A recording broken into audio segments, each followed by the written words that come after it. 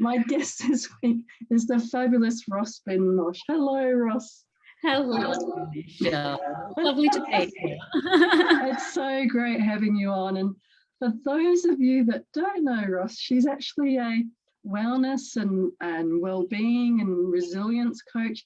And she specializes in laughter, which is why, as you can tell, we've already been cracking a few jokes and talking about laughter before we've gone live. She has such an incredible background as an adjunct professor in university and in so many different other ways with award-winning books and programs and courses. But rather than me tell you all about the Lady of Laughter herself, I'll let Ross give you a little bit more information and background about herself. Oh, thank you so much, Michelle. It's such a pleasure being here. So I have been in the laughter world probably for around 17 or 18 years. I was at, that fork in the life, wondering, what would be next, and wanted to go back to do some postgrad studies in health promotion, and needed to demonstrate some sort of equivalence, which I didn't have. I had an arts degree. And so I volunteered at a World Health Promotion conference.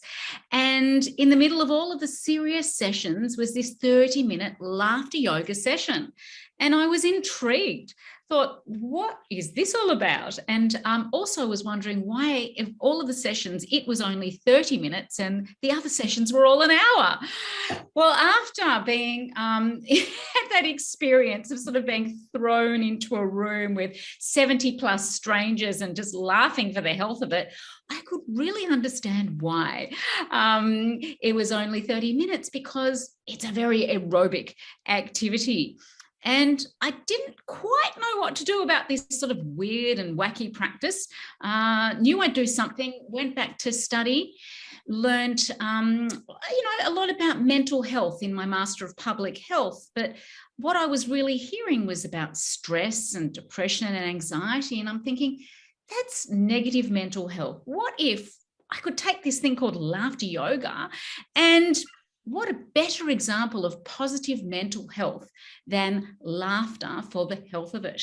And that's sort of what became, really my lifelong quest, or my laugh-long quest, should I say. Oh my God, what an amazing journey. And I can really imagine. I've been to many a conference as well where they could really have done with some laughter yoga just to break up some of the much more serious topics. Yes. It's such an interesting field to play in, because obviously it is about people's mental wellness and resilience and well-being. With that understanding about the importance, and I love how you keep saying for the health of it, as one of your ways of explaining it. With that understanding and knowledge about how important it is for people to be laughing, what do you think then you would describe as your most important thing for success? I think it comes down to passion and meaning. You've got to derive things that, that give you meaning in life, but they also have to make your heart sing. So, it's not about the shoulds in the life. It's the things that you really choose to do, because try stop me, and they're the things that you're likely to become more successful at. The more passionate you are about something, the more you are going to strive to succeed. So that's sort of, it's an interesting thing to think I've sort of taken this thing, laughter, that it's a passion of many people, but I suppose I just was so curious about its effect in how it impacts on body, mind and soul, that, as I say, if it wouldn't have been such a passion, there's no way that I would have continued with it, especially being a serious academic at the time. And I really appreciate that that what success means to you is bringing forward that passion about what you're doing. And I've heard you, describe how it was finding not just something you're passionate about, but something you feel like is your purpose. And I think that that's a lovely way of looking at success in your life and what success means to you. It's also a great way of looking at, well, how can other people, and you keep mentioning, and it's wonderful that you keep mentioning about the body, the mind, and the energy and the spirit, all of those different areas. How can people build laughter and build their mindset for laughter in those different areas? It's a really great question, and I think that it's most people sort of think laughter's for the good times, laughter's, when everything's going really, really well, and that's why we laugh. Actually, it's calling on laughter to build resilience. Obviously, when things are great, but also when you are going through, facing adversity or going through challenging times. It's about not leaving it to chance. It's about making it a choice. So whether that be, for example, having news-free days, or getting your news from the Positive News Network, or whether it is, as much as possible, trying to spend time with people that buoy your spirits as opposed to bring you down. It's about turning towards the things and people that bring that sort of alive, the inner smile. Everybody's got an inner smile, and that is really important in terms of being able to lead the life that you really want to be living.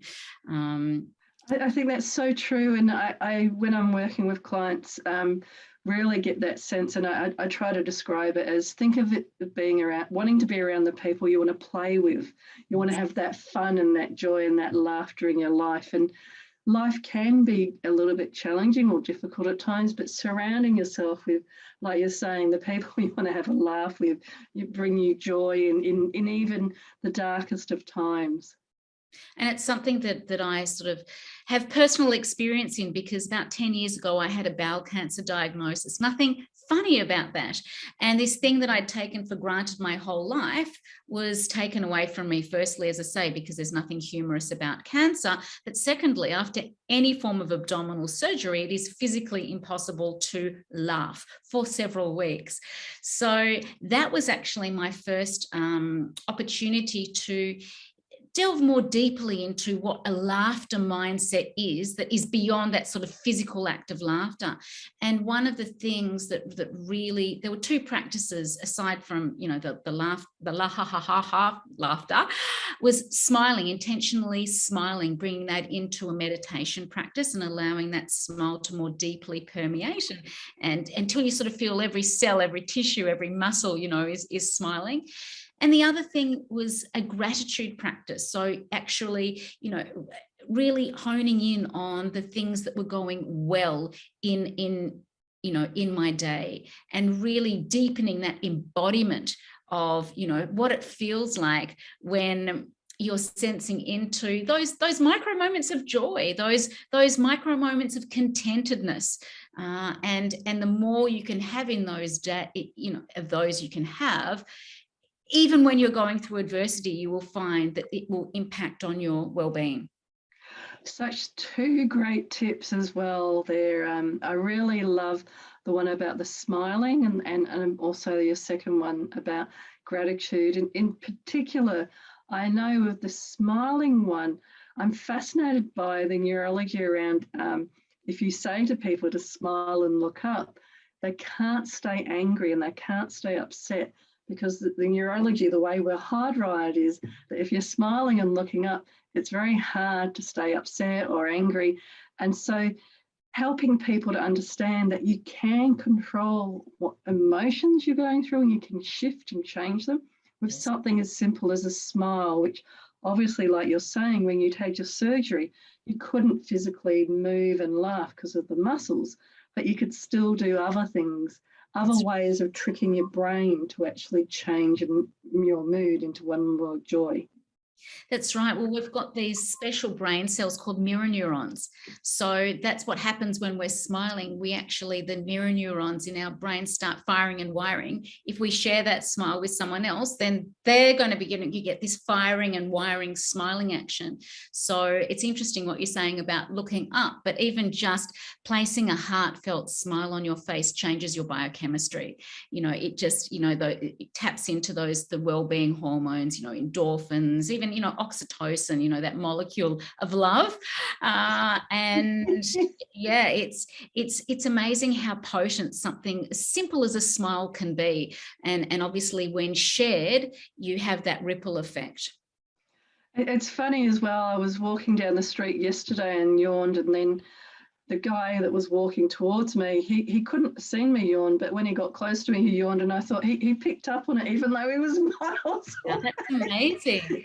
It's like the smiling, it can be so contagious. That's right. That's right. And your fabulous second point there about the gratitude. We talk a lot with our clients about gratitude journals and thinking in those micro moments, like you were saying, around finding things to be grateful for. We have so much and we get so caught up in our brains thinking about what we don't have, that bringing it back to being grateful about what we do have is such an important practice. It really is. It helps counter, our inbuilt negativity bias, which is not something we should poo-poo about. It's very important. Otherwise, we, go running out into, roads full of traffic or burning our hands. But it gets a little dominant. So something like a gratitude practice just sort of, builds that sort of environment, for more positive emotions to become stronger. And this morning, when we were talking on the social media and the posts around all of this, one of the things that came up that I was fascinated by was this concept, and we keep alluding to it here, of actually doing it as a conscious exercise. So thinking of it, laughter as being like going to the gym and choosing to do it rather than just waiting for a joke or a comedian or whatever. What's been your research or experience about, can people learn, like they go to the gym and learn to build up muscles? Can people learn to build up their laughter muscles? Absolutely, absolutely. So that was one of the reasons behind laughter yoga, which sort of began in the 90s in India. It was this idea that you can, have intentional laughter together with clapping and chanting ho, ho, ha, ha, ha, and deep breathing. And what starts off as a simulated laugh, given the contagious nature of laughter, as we were discussing earlier, it becomes real in no time at all. So that's one way in which you can sort of generate intentional laughter and not leave it to chance. Another is really just to keep it to the forefront of your mind. So say, for example, if you are a regular commuter and generally, you have red lights and they can be very frustrating, but if you can build an association, for example, between a red light and an opportunity to smile or laugh out loud, how fantastic is that? And one of the reasons why our sort of laughter tends to sort of reduce over a lifetime is we become very self-conscious. We become deconditioned. Our laughter becomes deconditioned. It's like, what will people think about me? If you're in, for example, your car laughing, no one's going to know that you're not laughing, with your best friend. So it's actually a really safe environment. But it's about making it intentional. So choosing, for example, if you're feeling a bit low or a bit anxious or, just some sort of, not great, perhaps pop on a comedy or call a friend that is going to make you laugh, or even keep a journal. We talk about gratitude journals. You can keep a humor journal where, you can cut out, funny memes that you sort of, can reference when you're having a bit of a blue day. So there's many intentional activities we can do. But it's about, just as I say, not leaving these to chance. It's activating them. And the more that you do this, the more you actually expanding your, I suppose, heart and mind for laughter. So it's really powerful. I know I certainly smile and laugh a lot more now than I did before I became a gelotologist or a laughter yoga facilitator. Because whatever you practice, you get good at. It's just how it is. So if you practice, being grim and surly and whatever, that's what you get good at. But if you practice grinning and if you practice smiling, you get really good at it, and you get some great feedback from people. It's so true, and it's very much. I don't want to go into the law of attraction and energy and that sort of space, but even if people think about, like attracts like, so the Yes. more that you're laughing and happy and joyful, no matter what is happening outside of you, then you create an environment where you start to attract other people that are joyful and happy and full of laughter as well. And it can take practice to actually reframe. But I love your very wonderful and simple example about when you're driving down the street and you get red lights. One of the things that we use a lot of in the toolkits is simple things like that, so that people can incorporate it into their days. And it's not something extra that you have to do. It's just something that in those micro moments, you're actually reframing what's going on for you and laughing instead and building those muscles. That's right. Starting your day, actually intentionally placing a smile on your face, that's what's going to set up your day. So yes, couldn't be more simple, really. Sometimes these simple things, people think it's too simple to be true. It can't really be. But having worked with, thousands of people, it's clearly evident that it changes lives. You can transform your life through this, intentional smiling and laughter practice. And I love the other distinction that you made earlier on about how, for yourself, part of that journey was it was taking away from that mental unwellness and things, very important things to deal with that, and looking at it in terms of mental wellness. A lot of programs that we facilitate are around that mental wellness in the workplace space, because people aren't necessarily at a point where they're having an issue or problem. But this is, like going to the gym, things that you can do so that it doesn't get to that point. And these tips are really important for teams, for leaders, for everybody to encourage everyone around them to practice and keep building as part of those organizational cultures as well. Absolutely.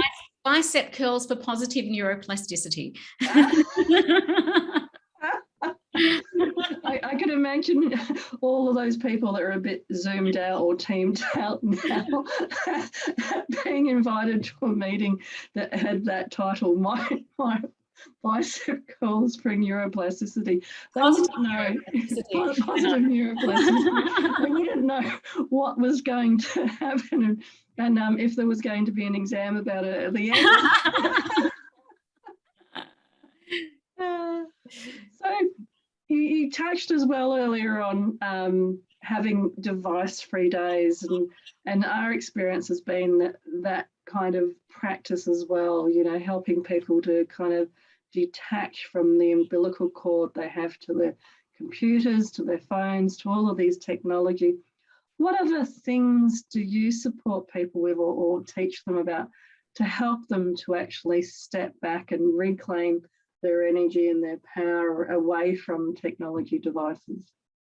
It's a very good question, and it's a very fraught one, isn't it? Because having spent most of my time, tapping away on computers, it's like sometimes I think, oh, maybe I'm not really the best person to ask.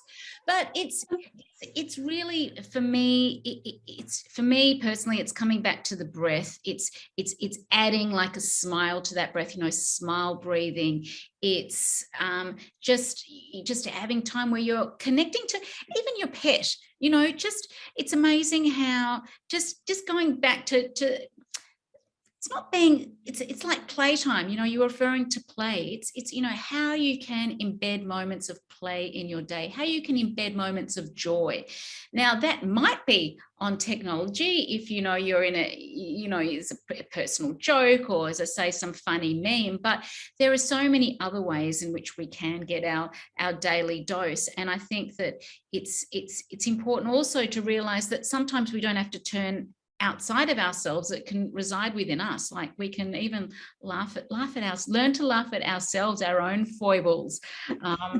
And again, it can just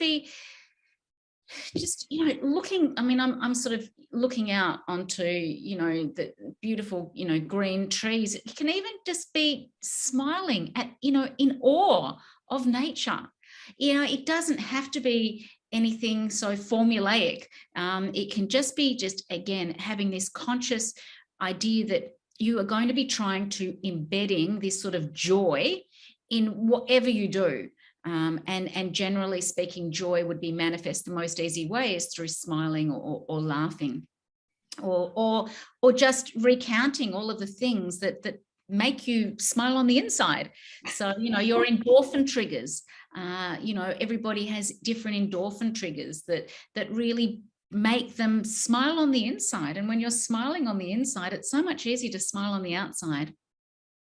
So very true. And it's interesting that with our clients, one of the things that they have a lot of trouble doing is identifying what is fun to them. What is it that creates that inner sense of joy? And detaching from it being a specific experience. So especially during lockdowns and this last couple of years, people haven't quite understood that you could have the same experience of travel, which for many is adventure, meeting new people, seeing new things, etc. You could do that even without leaving the home. So that you could have that same experience, the adventure of learning a new skill that you would never do, like, laughter yoga or something, and helping them to detach from those emotions are tied into that particular experience. And I think helping people like you're describing to tune into, well, what is it inside of me that creates my joy, my sense of fun, my sense of freedom, my sense of play, without other people or with other people or with pets or with this or with that, and to come up with their own lists is something that is a very worthwhile activity and task to help creating that mental wellness. It really is, and also just knowing that your brain can't differentiate between what is imagined and what is real. So just like you could recount in your mind something stressful that happened 20 years ago, as far as your brain is concerned, it's reliving it now. You can also do the same thing with something joyful, recounting a conversation that you had with someone wherever it was. Your brain is reliving it. So I find that really empowering as well, that even if there doesn't seem to be that much going on in your present environment that is buoying you, uplifting you, you can, just through the power of the mind, connect to things that actually do. And the more you do that, and the more that you actually allow those feelings to sort of really wash more deeply over you, the more you're actually influencing your well-being in a positive, uplifting way. One of the best ways I heard the exact point described, and I was quite guilty of it for many years, was I would be telling myself stories, and in a sense, the stories weren't going to go well. So I was trying to prepare myself for, what might go wrong and how to deal with it and what needed to be done, all of those different things. And then I saw this person talking about one day, what if you told yourself stories where you were the hero, where things worked out really well? And it was like, it completely blew my mind at the time. Yes. Yes. A story where everything works out well. And it was just a story in my head. It wasn't reality. And it's exactly what you're describing about. If you see yourself telling those stories and getting caught up in that negative cycle, realizing and then saying, well, actually, what if this was fun? What if it happened easily? What if this? What if that? Because it's still just a story in your head, and the impact on your health is quite profound. Oh, absolutely. And that's something that I haven't mentioned, and it was very profound. And I know it's helped a lot of people, is this notion of reframing, challenging situations with levity. It doesn't necessarily even need to be laughter, but just something that just slightly reframes it in a less weighty way. So your brain actually remembers that event slightly differently, and it takes out some of the trauma. So you're absolutely right. It's like, the stories we tell ourselves, well, we can actually change those stories. If they're not serving us well, it's a really empowering thought that we can do mentally, or we can do, write about it. We can talk about it. So, who knows what the truth is? Let's have some fun with it. And I know a lot of people watching, maybe looking as part of this great resignation, looking for another role. And if they're getting letters or emails saying, you're not right for this role, we're not going to take it forward. It's a great example where you could either go down the what's wrong with me and what have I not got and this and that, or you can go down the path of, well, that role wasn't for me and there's something better out there. And if you talk to salespeople, they talk about this, you'll get 40 no's and 1 yes, or 50 no's and 1 yes. And it's just really helping the brain to focus on that 1 yes and to lessen the impact of those 40 no's. That's right. That's the negativity bias playing out. It is. So if people were wanting to get hold of you and to have a chat some more about what is laughter yoga and laughter workshops, what's the best way that they might be able to contact you? Well, there's a few ways. One is, firstly, I've got a short course for professionals, which is Laughter, Resilience and Wellbeing. So that's going to be offered online at La Trobe University. So, you can enroll for that for next year, start the year on a high, or through, LinkedIn or wherever. If you search Ros Ben-Moshe, you'll find me, and I'd love to hear. I'd love to continue the conversation. So yeah. Fabulous, yeah, and we're only touching on some of the tools and ways of approaching it in this half hour. So yes, I'm sure that Ross, you have so many other ways and tools that you can help people. And the other thing I really like to ask people about is your younger self, the self that had cancer, the self that was going down a very different path and as an academic, and all of those different paths and channels, if you like, on opportunities through life. If there was guidance or advice that you would go back and say to yourself now, what would that be? It's a really great question. Trust in life's journey and enjoy it as much as you can. Know that nothing is permanent, and that everything that you go through, the sum of all of your past experiences makes you who you are, and that is such a gift. That is so true. Life itself is such a gift, and I've been reminded again recently about, especially of what we're talking about today, that focusing on the positive or focusing on the negative, and how much it doesn't actually matter at the end, because when you die, you die. Yes. Which is quite funny, because when you're in it, you get quite caught up in it. Yeah, that's right. No one gets out of life, alive. So, as much as possible, try and derive as much meaning, value, and joy from the process. Lean into that. Yeah. And if there was some advice, there'll be some leaders watching today and some CEOs, etc. What advice would you give them in terms of leading the organisation? We were joking before about having a Zoom meeting, but how can they implement some of what we're talking about into their organisations? Well, it's about integrating laughter. So laughter stems from intentional practices or humour-based practices. So it could be as simple as creating a bit of a humour habit in the workplace, making sure that it's obviously sensitive. So, including some humour, or tell me something funny that happened in your week. Everybody, takes different turns at saying that. It can be offering, many workplaces offer mindfulness programs. Well, offering smiling mindfulness. That's something that it's such a beautiful practice. Offering, intentional laughter through laughter yoga, getting some training, to become, to get sort of ideas as to what suits your workplace. For example, doing the La Trobe mini course. There are so many things that people can do. That one thing I think that's really important that we haven't touched on is that most laughter occurs, 80 to 90% of laughter occurs just in ordinary conversations. it doesn't, nothing, not comedy gold. So workplaces, it's creating an environment where conversations happen.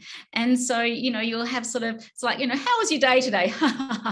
Sort of thing, those sorts of moments. So it's, trying to get people, away from, behind their screen and just purely, texting and emailing and that, to actually verbally, having conversations, creating opportunities where, you can smile and laugh in an authentic way. I love that. And I love that as a wonderful way to end today, about that human connection. So at the end of the day, remembering that the people that you're working with are humans, and to get that connection as much as you can. Thank you so much for being my guest today, Roz. It's been absolutely fabulous having you on the show. Oh, it's been my absolute pleasure. I admire what you're doing. It's fabulous. Thank you. Well, we've come to the end of another show for this week, and it's been, again, just outstanding, and another different way, another profound way of looking at how you can build your mindset for success. But for now, from my heart to your heart, be great, be fabulous, and be you.